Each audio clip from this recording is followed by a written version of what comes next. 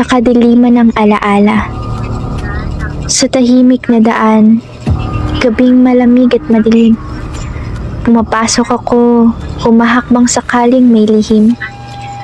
Nakapikit ang mata, naririnig ang bulong ng hangin. May aninong dumaan, sa dilim tila nakatingin. Narito sila, hindi ko man makita. Mga kaluluwang di makatawid sa kabilang lupa. Sa bawat hakbang, may malamig na dampi na parang kamay na humihila, hindi nagpapahuli. Naririnig ko ang mga tinig na pabulong sa akin, mga hikbi at halakhak na nagpapakilabot ng damdamin.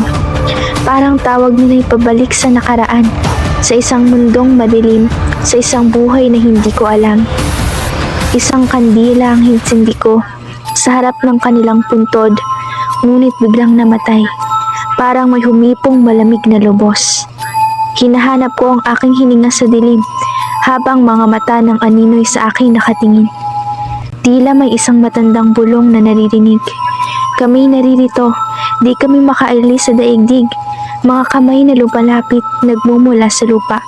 Humihila, tinatawag, parang gustong sumama. Ngayoy alam ko, hindi ito basta alaala. Sila'y narito pa, di tahimik sa kabilang dako ng kabila. Sa bawat gabing tulad nito, naririto ang kanilang anyo.